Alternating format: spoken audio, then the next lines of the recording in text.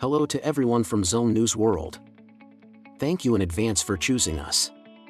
Our video today, it's about the 2023 Genesis GV60 Performance PFOD review. You will make us happy by watching the video until the end. 2023 Genesis GV60 Performance PFOD review, living up to its name? As an electric SUV, the GV60 is great.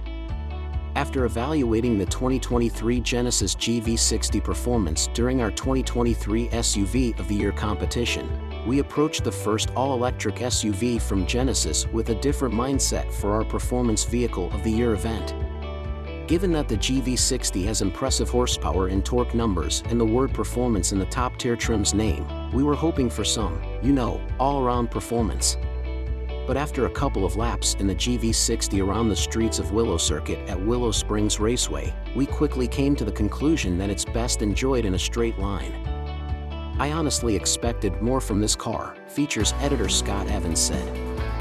I thought this was supposed to be pretty darn sporty, but it's not there yet. When pushed hard around the track, the GV60 exhibited a significant amount of body roll, and virtually every judge complained about the seatbelt tensioner squeezing during even moderately aggressive cornering.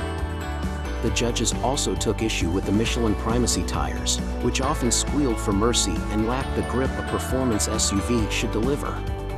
To be fair, that's on Genesis and not Michelin, as the Primacies aren't track-focused rubber. The tires noticeably went away by the third lap, technical director Frank Marcus said. Its powertrain, however, makes up for some of its dynamic shortcomings.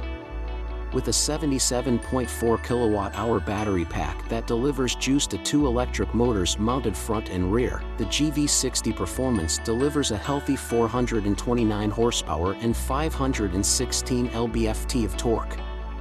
That's enough power to send the electric SUV from 0 to 60 miles per hour in just 3.6 seconds, an impressive number considering its 4,863-pound curb weight, thanks in part to the battery.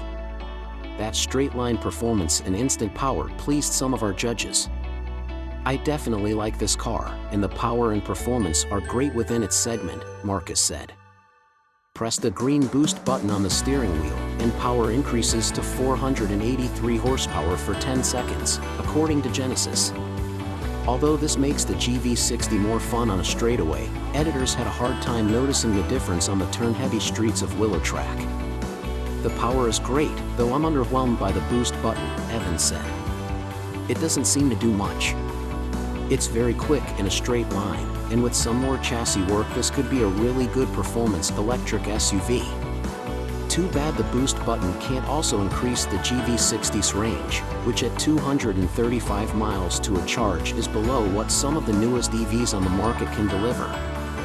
But on the plus side, when it gets low on power, the GV60's quick charging capability, from 15 to 80% charge in about 18 minutes at a 350 kilowatts DC fast charger, is duly impressive. Ultimately, the GV60 fell short of the finalist round. We appreciated its design, inside and out, and straight-line performance, yet we were disappointed with its overall handling prowess. And for any vehicle to truly compete at Performance Vehicle of the Year, it needs to prove its mettle on the track. The GV60 is a good first attempt by Genesis, but in the future we hope its engineers can develop a variant that's far more agile and fun to drive when the going gets twisty.